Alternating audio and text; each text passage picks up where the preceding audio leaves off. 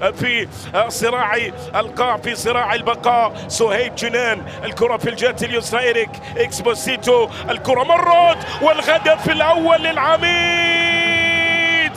النادي الأهلي يريد أن يعقد المهمة، يريد أن يصعب المهمة على صقور برزان. الهدف الأول يأتي مبكرا، إسلام الشريف يسجل الهدف الأول. 4 دقائق فقط كانت كافية لأن يتقدم النادي الأهلي في نتيجة هذه المباراة. إسلام التمركز في هذا المكان، التواجد وحيدا في هذا المكان ليس من مصلحة أم صلال على الإطلاق. إسلام بالقدم اليسرى يتقدم للنادي الأهلي بالهدف الأول الذي يأتي مبكرا مبكرا مبكرا جدا في هذا اللقاء. مشاهدينا الكرام، 1-0 1-0. إذا يأتي هدف التقدم من خلال هذه المواجهة. نشوف ميشيل بلاب على تنفيذ هذا الخطأ. بلاب يتقدم، الله،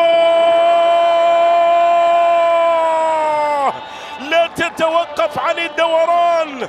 الطاحونة الهولندية ميشيل بلاب في أجمل أهدافه في الموسم، في أجمل أهدافه في الموسم. هدف فيه من رائحة الأهداف الكبيرة لنجوم هولندا السابقين. يا بلاب يعاني ميشيل بلاب من كرة ثابتة يحرك شباك أم صلال في الثانية. يا سلام على ميشيل بلاب، الهولندي يضيف الهدف الثاني في كرة مستحيلة، صعبة، غير ممكنة على حارس المرمى.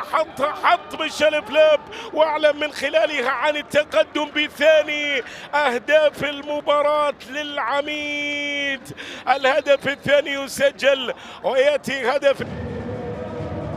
عادت مرة أخرى للخلف، هذه مرتدة. سهيب خطيرة، الكرة دروكسلر، الله،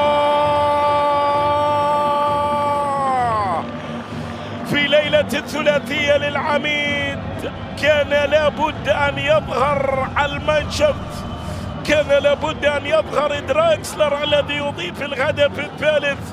هدف ثالث يسجل النادي الأهلي، ويا له من هدف من كرة مرتدة بتمريرة ولا أجمل وصلت لدراكسلر الذي يضيف الهدف الثالث في المباراة.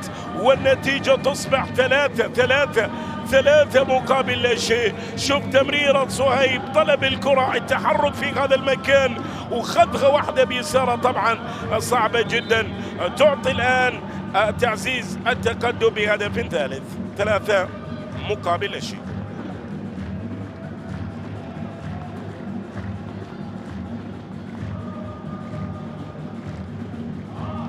3 مقابل لا شيء.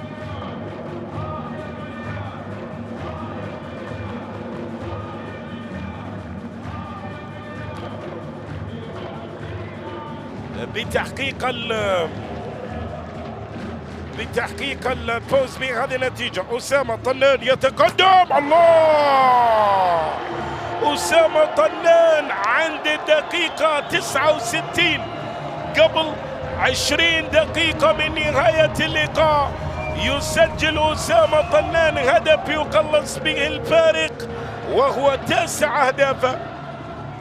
9 أهداف، نعم 9 أهداف في هذا الموسم.